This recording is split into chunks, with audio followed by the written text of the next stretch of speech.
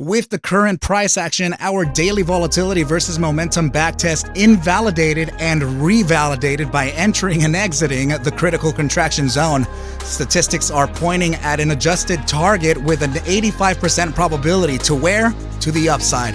Welcome back to the channel. This is ARCa. Let's dive into ticker symbol FNGR. Let's kill him.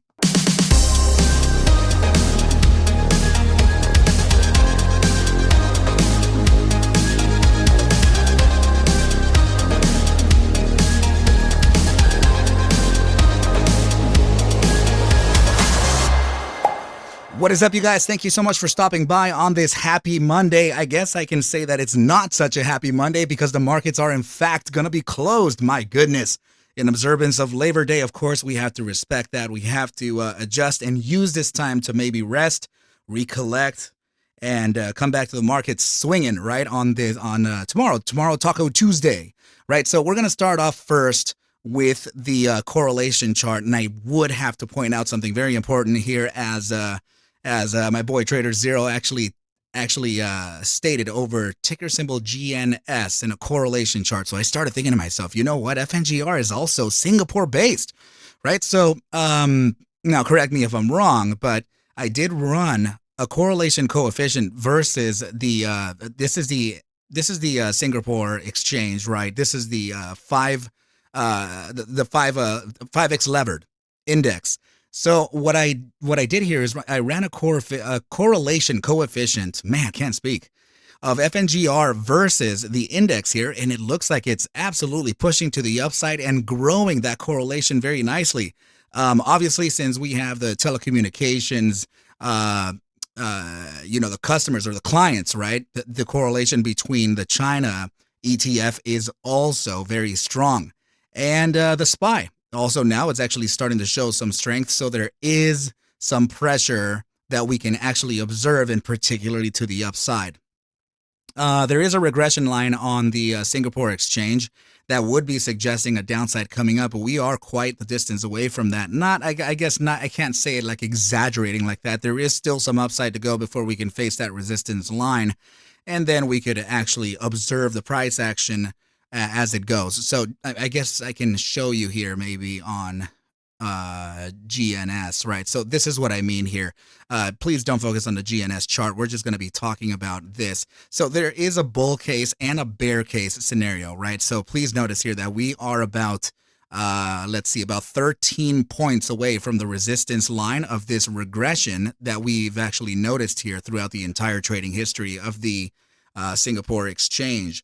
And what I am noticing here is that, yes, we could be at risk of entirely rejecting that resistance here from the exchange and facing a downside.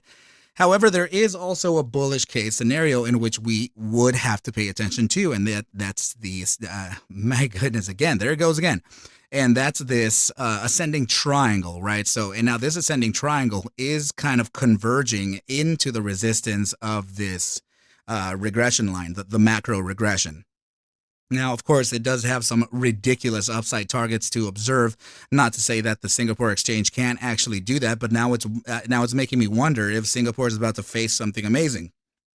I'm not sure. I'm not here to evaluate that. I'm actually here to evaluate ticker symbol FNGR, right? So, this is honestly what I just wanted to point out here, that we are actually facing strength on all of these three major indices, and FNGR is reactive to all of them. In fact, the SPY is also on a statistical upside that we backtested on the biweekly chart, which is indicating a 17.32% move to the upside, and that's indicative of creating an all-time high at around 505.32.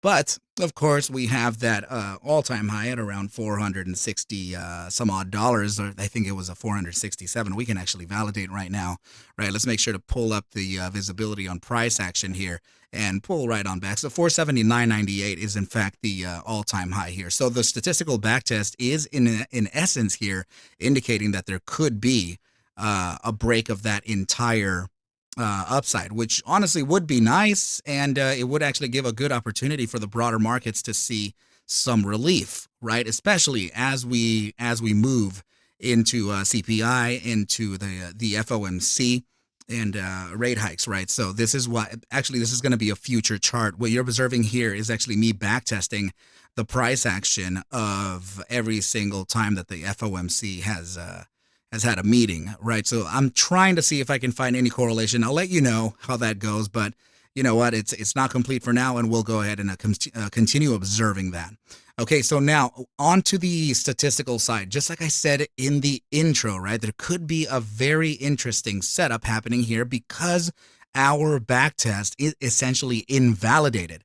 And we did kind of warn about this, right? Right up here, we did kind of warn of the potential to where if we do enter the critical contraction zone again after expanding beyond the 15th percentile, that would invalidate our move. But the curious thing is that it not only invalidated, but it reset it. So now we're actually contracting outside of the 15th percentile and suggesting a continuation to the upside as far as volatility is concerned. Remember that volatility is direction neutral. In this case, we can always gain that bias for direction by pairing it with stochastic momentum. And please notice here that your EMA3 and your SMA14, which are the components of the stochastic momentum oscillator, please notice that they are pivoted towards the upside and in the bullish control zone. Okay, so this is very, very, very good to see. Another thing that we want to notice here is that the ADX, which is the average directional index, is getting very close to its 25%, right? Right now we're currently sitting at about 19 to 20% ADX, and the bulls are currently leading the way. So this is a good sign too. As soon as we reach that 25% trend, then we would actually start to see a higher probability towards that upside. But this honestly does feel like it's corrective. It does feel like it's on its way. And also the simple fact that we close at 527 on the daily, that is a massive close. And also another daily candle validating the top side of our Gaussian band, right? So that's absolutely bullish. It looks like if we're going to face this this regression line, there could be a pump to the upside that could be faced, a resistance could be faced right at about $5.50.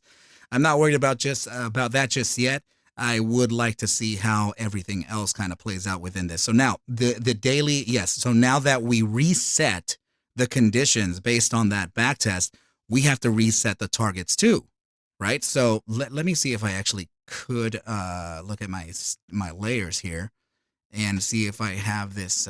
Let's see. I think it was.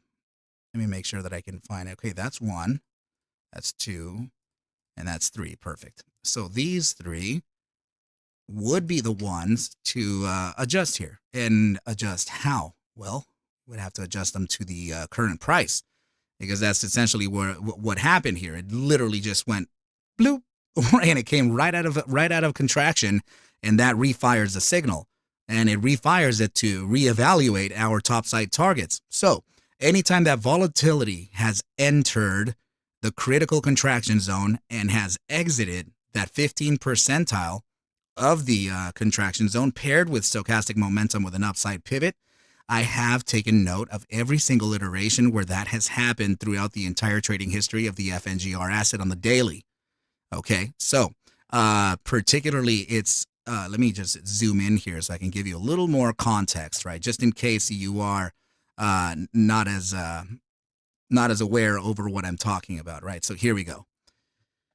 It would be the upside thrust from the opening valuation to the wick high, the duration of the iteration, and the frequency, meaning the amount of times that the volatility versus momentum profile gets the upside correctly versus incorrectly, represented by green and red lines, of course. All right, so now that you know the context, let's go ahead and see what all of these what this entire sample set gave us, right? So this is the data set right over here, and we can now go over that. All right, so 20 total iterations over the entire trading history on the daily, 17 of which were guessed correctly to the upside. And that gives us an 85% probability of upside accuracy here with an average upside thrust, aka your mean, of 33.4%. Now, I have calculated the standard deviation as well. Okay, so standard deviation being the 68% of the results based on this mean here. Okay, so that is leading to a 35.12% upside for the 68% of the results. And I also calculated the upper and lower bound of the first standard deviation, which would be right about in here.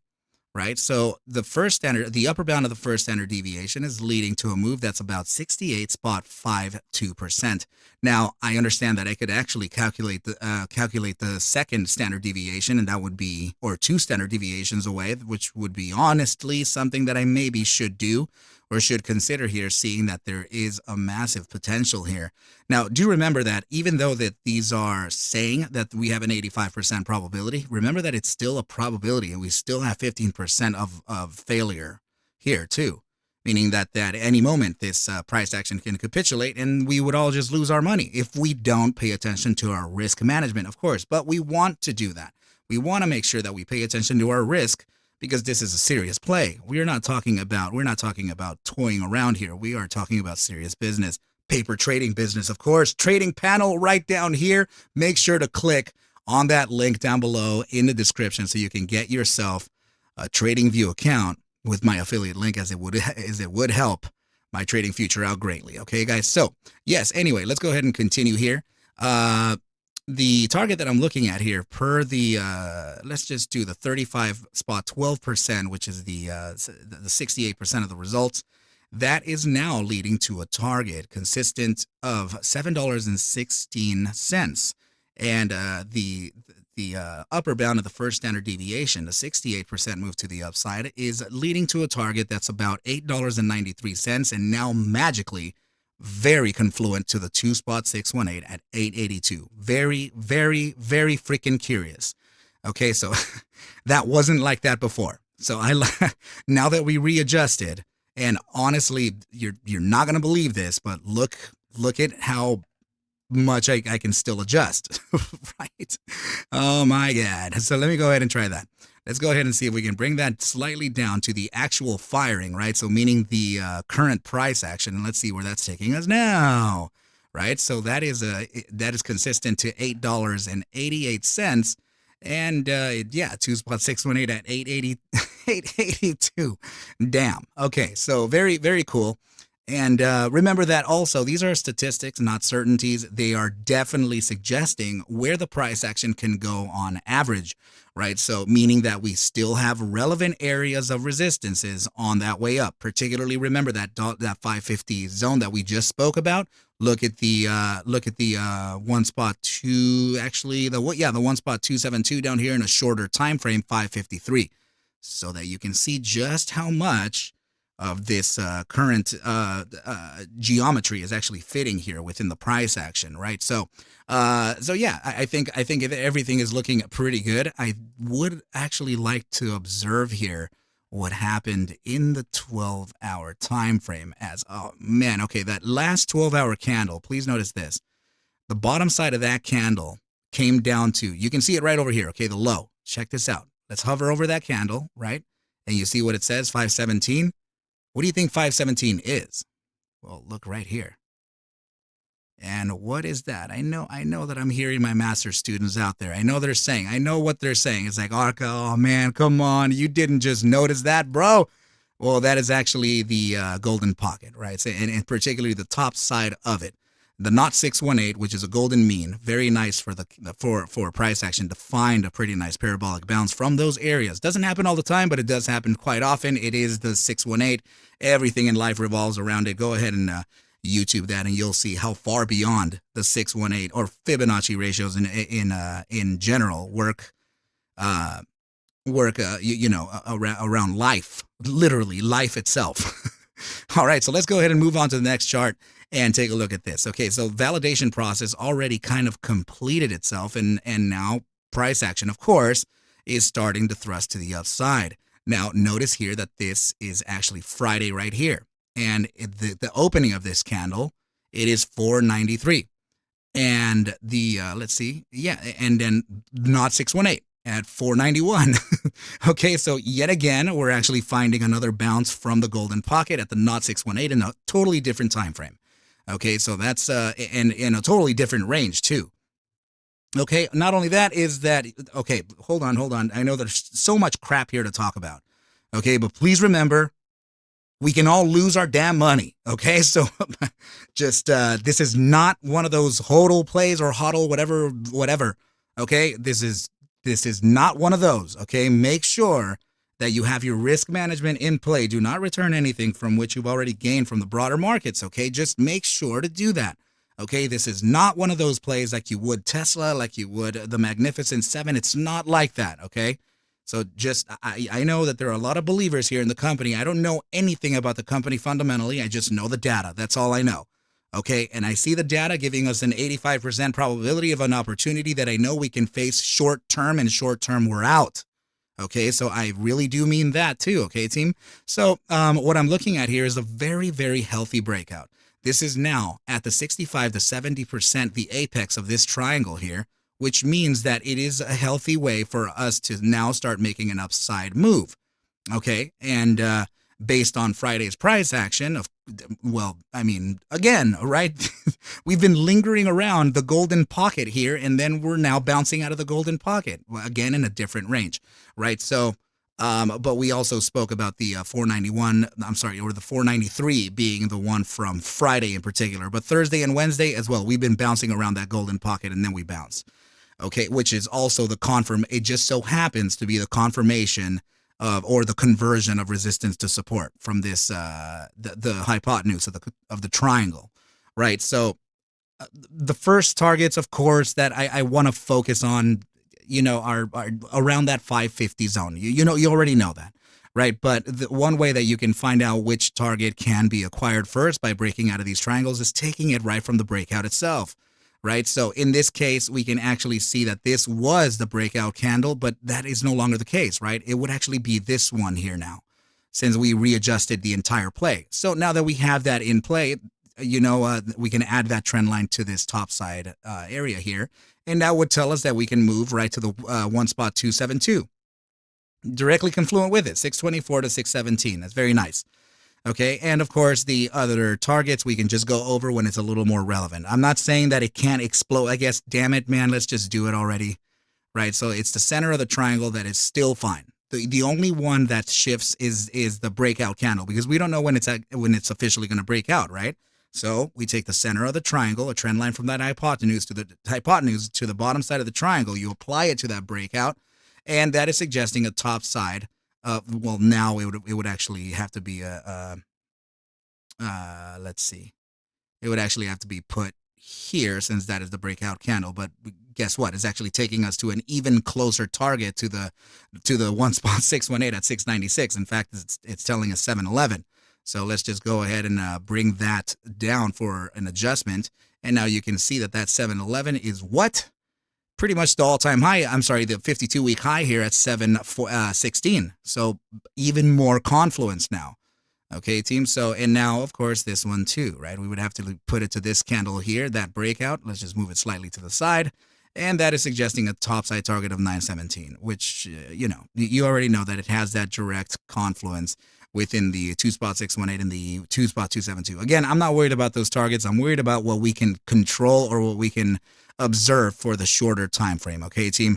Let's see here. Yep, very nice breakout from the broadening descending wedge here. The top side of the Gaussian bands are suggesting a potential $6.24 zone, of which you already know and already are sort of familiar with based on some of these targets that we're observing here, right? So yeah, that's looking nice. And then, of course, this thing has a ridiculous target that we're not going to talk about that right now, right? Let's just cross the bridge when we get there, if we get there, and then everything will be good. All right, so now what I wanted to point out here, team, is actually the 4-hour, up to the 4-hour volatility versus momentum. Check this out. I know it's already freaking video already all the way over there, man. Relax. Okay, so look at this, 30-minute upside pivot on that stochastic momentum. We're actually expanding in volatility. This is really important. We need to go over it, man. Too many things to talk about. Hourly time frame, continuation to the upside, expanding on volatility. Bi-hourly time frame, very convincing upside, expanding in volatility. 3-hour time frame, upside pivot, and in the critical contraction zone. And now the 4-hour time frame appears to be maybe getting some of that read soon. So let's go ahead and kind of change the look back period and the factor of the smoothing. So let's go ahead and do that 1-to-1, right, and see what happens. So you can clearly see here that we have more of an upside pivot than not, right? So it's telling us that we could potentially be seeing an upside continuation and an entire new wave to the upside starting from the 30-minute cascading all the way to the 4 hours so far. That's a very good sign. As soon as we get the upside in the 4 hour, that means that then your 8 hour and 12 and daily would get all that move. Okay, well, the daily already has it, so we're catching up. All right, everything is looking very good for the asset thus far, team. And note it. Okay, so I'm not going to go over every single individual time frame here. You already know that we have a drive of hidden bullish divergence already validated with an upside and in the gravitational zone of the 5-day RSI. Massively bullish. This is likely to get pulled to the upside. Like the 5-day, I want you to notice how many of the time frames we have at that gravitational zone with a potential crossover. Look at this. Look at this bi-daily with a crossover about to happen on the gravitational zone. Take a look at this daily time frame at the gravitational zone and upside of the SMA 14 with nothing slowing it down. Take a look. Same situation on the 12-hour, nothing slowing it down inside of the gravitational zone. Same situation right over here on the 6-hour. Look at the 4-hour. And this is your bi-hourly facing a support line after breaking outside of the SMA 14 before a continuation to the upside. How do I know that that's going to continue? Well, the 30 minutes is already telling us that. So 30-minute cascades into 2-hour into this and that and this and that and this and that. Man, oh my goodness. Everything is looking pretty good, team. Remember to always practice risk management. Please never take anything of which I show and iterate within these videos as any type of financial advice, as I cannot suggest for you to buy, sell, or hold any assets whatsoever. Never, forever. Okay, I need you to do your own due diligence and everything will be cool. But with that said, I wish you well. Very good rest of your weekend, and I'll catch you at the bell mañana.